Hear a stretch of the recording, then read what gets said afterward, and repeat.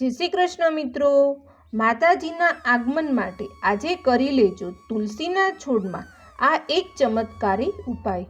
મિત્રો, હિન્દુ ધર્મમાં કેટલાક છોડ એવા છે તેને ખૂબ જ પૂજનીય માનવામાં આવે છે, એટલે કે તેની પૂજા પણ કરવામાં આવે છે। જો તમે આ વિડીયો અંત સુધી જોશો તો જ તમને ખ્યાલ આવશે। તેમાંથી એક છે તુલસી માનો છોડ। ચાલો જાણીએ કે માતા લક્ષ્મીના આગમન માટે આ છોડ ચમત્કારી ઉપાયો ફાયદા સાબિત કેવી રીતે થશે। તો આપણે માહિતી શરૂ કરીએ તે પહેલાં જે લોકો ચેનલ પર પહેલીવાર આવ્યા છે તે લોકોએ ચેનલને સબસ્ક્રાઈબ કરી જરૂરથી અંત સુધી વિડીયો જોજો અને કોમેન્ટ બોક્સમાં જરૂરથી જય માતાજી, જય તુલસીમાં જરૂરથી લખજો।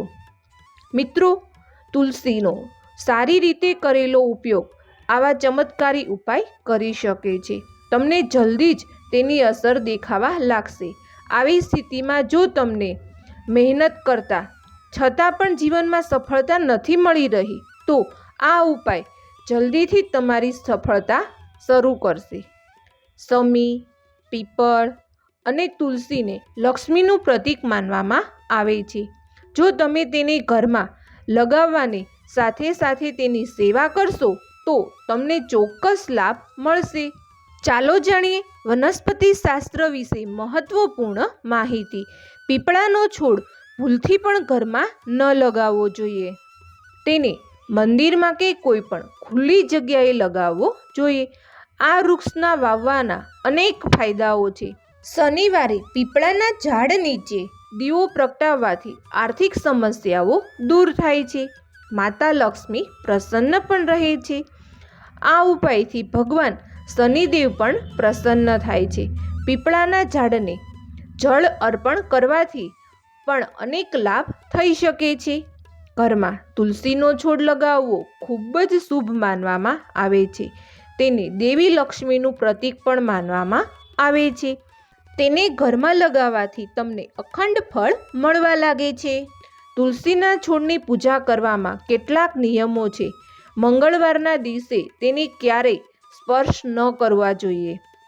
ઘરમાં તુલસીનો છોડ લગાવવાથી વ્યક્તિને ભગવાન શનિદેવની સાથે સાથે દેવી લક્ષ્મી વિશે કૃપા પ્રાપ્ત થાય છે।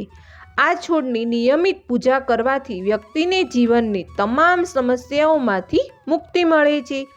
મિત્રો, તમે દિવાળી જેવા તહેવારો પર પણ તમે આવા ઉપાયો કરી શકો છો। તેને કારણે તમે રાતોરાત ધનવાન બની શકો છો। આ એક વસ્તુ તુલસી નીચે બાંધો। મિત્રો, તુલસીને કયું પાણી ક્યારેય ન આપવું જોઈએ અને તુલસીના મૂળમાં કઈ વસ્તુ બાંધવી જોઈએ, ચાલો તમને આવી કેટલીક બાબતો જણાવવા જઈ રહ્યા છીએ। આ બાબતો છે જે તમારા માટે જાણવી ખૂબ જ જરૂરી છે। જો તમે આ બાબતોનું પાલન નહીં કરો તો તમારા માટે જીવનમાં ઘણી મુશ્કેલીઓનો સામનો કરવો પડી શકે છે। જો તમે આ બાબતોને અનુસરો છો તો તમે જીવનમાં ઘણો વધુ લાભ મળી શકે છે। તો ચાલો જાણીએ, જો તમે તુલસી નીચે કંઈક બાંધો છો તો તમને તુલસીના ઘણા આશીર્વાદ મળે છે અને તમારા ઘરમાં દેવી લક્ષ્મીનો વાસ હંમેશા રહે છે। મિત્રો, ઘરમાં તુલસીનો છોડ હોવો જોઈએ પરિવારના દરેક સભ્ય માટે ફાયદાકારક સાબિત થાય છે। આ છોડ દરેક રીતે ઉપયોગી બને છે। પુરાણો અનુસાર તુલસીમાં દેવી લક્ષ્મીનો વાસ હોય છે અને તેનો નિયમિત રીતે ઉપયોગ કરવામાં આવે છે। છોડની પૂજા કરવાથી ચોક્કસ લાભ પ્રાપ્ત થાય છે, પરંતુ જો તમે તુલસીને ઘરમાં રાખો અને તેની નીચે આ એક વસ્તુ બાંધો તો તમને તુલસીની લાગવાના અનેક ગણા ફાયદાઓ મળે છે, કારણ કે આ એક વસ્તુ વગર તુલસી અધૂરી માનવામાં આવે છે। આ વસ્તુ તુલસીને પૂર્ણ બનાવે છે, તેથી શાસ્ત્રોમાં તેનું મહત્વ જાણવામાં આવ્યું છે। મિત્રો, માત્ર ભારતમાં જ નહીં પરંતુ વિશ્વના મોટાભાગના દેશોમાં પણ તુલસીને ખૂબ જ ફાયદાકારક ઔષધિ તરીકે ઓળખવામાં આવે છે। અનેક ઔષધિ ગુણો હોવા ઉપરાંત આ છોડના આધ્યાત્મિક ફાયદાઓ પણ છે। કહેવાય છે કે તેનું મહત્વ ઘણું છે। દરેક ધાર્મિક વિધિમાં તુલસીનો ઉપયોગ ચોક્કસપણે કરવામાં આવે છે। વિષ્ણુ પુરાણમાં તુલસીને ભગવાન વિષ્ણુની પત્ની તરીકે પણ ઓળખવામાં આવ્યા છે, કારણ કે તુલસી વિશ્વ માતા લક્ષ્મી તરીકે ઓળખવામાં આવે છે. તુલસીને બધા દેવી દેવતાઓ તરફથી વરદાન પ્રાપ્ત થાય છે, છતાં જેના કારણે તુલસીના વાસને અમૃત પ્રાપ્ત કહી શકાય છે કે જ્યાં તુલસીનો છોડ ઉગે છે ત્યાં બ્રહ્મા, વિષ્ણુ અને મહેશ એટલે કે ત્રિમૂર્તિનો વાસ બન્યો રહે છે.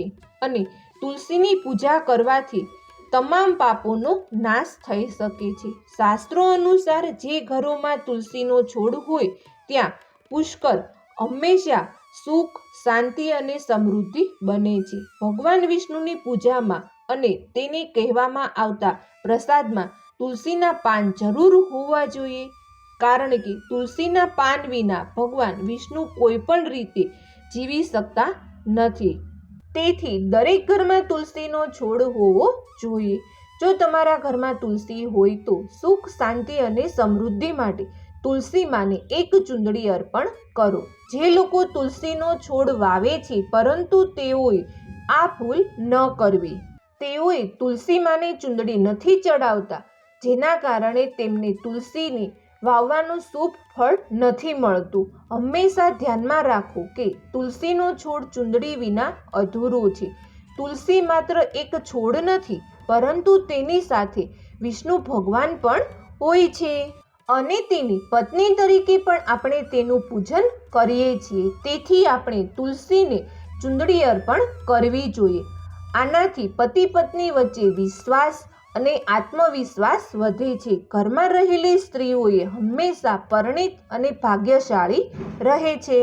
પરંતુ તુલસીની ચૂંદડી અર્પણ કરતી વખતે તમારે ધ્યાન રાખવું જોઈએ કે તમે તુલસીની પૂજા કરી રહ્યા છો ત્યારે તમારે ચોક્કસપણે લાલ ચૂંદડી જ અર્પણ કરવાની છે. લાલ રંગનો સંબંધ મંગળ ગ્રહ સાથે હોય છે. મિત્રો, ઘણા લોકો તુલસી પર જૂની ચૂંદડી બાંધે છે. આમ કરવું અશુભ પણ કહેવાય છે. માત્ર નવી ચૂંદડી તુલસી પર બાંધવી જોઈએ. તો ચાલો તમને કહી દઈએ કે કયા દિવસે તુલસી મા પર ચૂંદડી બાંધવી જોઈએ. તો તુલસી મા પર ચૂંદડી એકાદશી શ્રેષ્ઠ દિવસ માનવામાં આવે છે. તમે કોઈ પણ એકાદશીના દિવસે નવી ચૂંદડી લાવીને તુલસીના છોડ સાથે બાંધી શકો છો. તેનાથી તમને અનેક ગણો ફાયદો થશે. અને સાથે સાથે એ વાતનું પણ ચોક્કસપણે ધ્યાન રાખજો કે તુલસીને ઘરમાં રાખતા હોય તો તેને એક દિવસ પણ ચૂંદડી વગર ન રાખવા જોઈએ. મિત્રો, જો ચૂંદડી જૂની થઈ જાય તો એકાદશીના દિવસે ચૂંદડી બદલાવવી જોઈએ. મિત્રો, તુલસી વિવાહ પણ કરવા જોઈએ. તેનાથી માનવતામાં તમામ દુઃખો અને અંત આવે છે અને શારીરિક જીવનનું સુખ અનેક ગણું વધી જાય છે. મિત્રો, કેટલાક લોકો જાણતા અજાણતા તુલસી પાસે એવી વસ્તુ રાખે છે જેનાથી તુલસીનું અપમાન પણ થાય છે. તુલસીનો છોડ ખૂબ જ સંવેદનશીલ હોય છે. તેને સારી રીતે કાળજી લેવી જરૂરી છે, તો જ તેનું શુભ ફળ પ્રાપ્ત થશે. તુલસીના છોડ પાસે ખરાબ શબ્દો ભૂલથી પણ બોલવા ન જોઈએ. તુલસીના છોડ પાસે બૂટ, ચપ્પલ કે સાવેણી કચરાપેટી ભૂલથી પણ રાખવા ન જોઈએ. આમ કરવું પાપ માનવામાં આવે છે. આમ કરવાથી સીધો માતા લક્ષ્મીને પણ અસર થાય છે અને માતા લક્ષ્મી ઘરમાંથી ચાલ્યા જશે. તો પછી દરિદ્રતા પણ આવવાનું શરૂ થઈ જશે. જ્યાં તુલસીનો છોડ હોય તે જગ્યાએ થૂંકવાથી વધુ નુકસાન સહન કરવું પડે છે. તુલસીના છોડની પાસે પાણી ભરેલું પાત્ર પણ રાખવું જોઈએ. કોઈ દિવસ તુલસીના છોડ નીચે બુઝાયેલો દીવો ભૂલથી પણ ન રાખવો જોઈએ. હંમેશા તે દીવાને પ્રગટાવેલી જ્યોતમાં જ રાખવો જોઈએ. જ્યાં પણ તુલસીનો છોડ હોય ત્યાં તેને હંમેશા સાફ કરવો જોઈએ. તુલસીના છોડની આસપાસ સ્વચ્છતાનું ધ્યાન પણ રાખવું જોઈએ. કપડાને છોડની નજીક ન સૂકવવા જોઈએ, નહીંતર કપડાનું ગંદુ પાણી તુલસીના છોડ પર પડી શકે છે. ધ્યાન રાખો કે તુલસીના છોડને નખ વડે ન તોડવા જોઈએ અથવા તુલસીના પાંદડાને પણ નખ વડે ભૂલથી પણ ન તોડવા જોઈએ. તુલસીના પાન સુકાઈને પડી જાય તો આ તુલસી અપમાન છે, તેથી તેને કચરામાં ન નાખવા જોઈએ. તમારે તે વસ્તુઓને તુલસીની માટીમાં દાટી દેવી જોઈએ. રવિવારે તુલસીના પાન ન તોડવા જોઈએ અને રવિવારે તુલસીને પાણી પણ ન ચડાવવું જોઈએ. અન્ય દિવસોમાં દરરોજ સવારે તુલસીને જળ ચડાવવું જોઈએ અને સાંજે દીવો પ્રગટાવવો જોઈએ. ઘણીવાર સ્ત્રીઓ વાળ ખુલ્લા રાખીને સ્નાન કરી પછી તુલસીને પાણી આપે છે. આવું કરવું ખોટું છે. તુલસીના છોડને રોજ પાણી પીવડાવવું જોઈએ, પરંતુ રવિવારે અને એકાદશીના દિવસે પાણી ન ચડાવવું જોઈએ. ત્યારે તુલસીના વ્રતનો દિવસ હોય છે. આ દિવસે જળ અર્પણ કરવાથી તુલસીનું વ્રત તૂટી જાય છે. દરરોજ સવાર સાંજ તુલસીને જળ અર્પણ કરવું જોઈએ.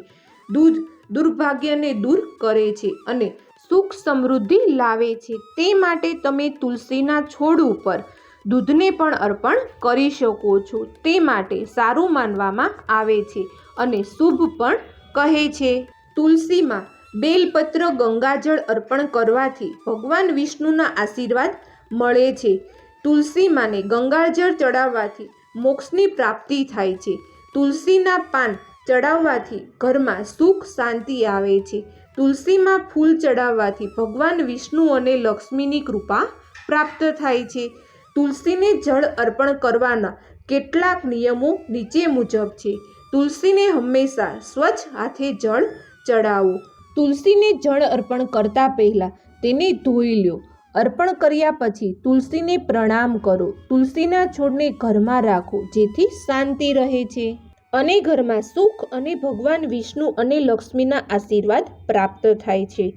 તુલસી પૂજા એક મહત્વપૂર્ણ હિન્દુ ધાર્મિક વિધિ છે, જેમાં તુલસીના છોડની પૂજા કરવામાં આવે છે. તુલસીને ભગવાન વિષ્ણુની પત્નીનો અવતાર પણ માનવામાં આવે છે, જેથી ખૂબ જ પવિત્ર માનવામાં આવે છે. તુલસીની પૂજા કરવાથી ભગવાન વિષ્ણુ અને લક્ષ્મી બંનેની કૃપા પ્રાપ્ત થાય છે. તુલસીનો છોડ પાણી, ગંગાજળ, કુમકુમ, અખંડ ધૂપ, દીવો, ફળો, ફૂલો વગેરે ચડાવી શકાય છે. તુલસીના છોડની પૂજા પદ્ધતિ. સૌપ્રથમ તુલસીના છોડને પાણીથી ધોઈ લો. બાજુમાં થાળી મૂકો અને ગંગાજળ, કુમકુમ, અખંડ ધૂપ, ફળ, ફૂલો મૂકી તેમાં હવે તમારા હાથમાં પાણી લઈને તુલસીના છોડને સ્નાન કરાવો. પછી તુલસીના છોડ ઉપર કુમકુમ મૂકો. હવે તુલસીના છોડ નીચે સામે બેસી ભગવાન વિષ્ણુ અને લક્ષ્મીનું ધ્યાન કરો. પછી છોડની આરતી કરો.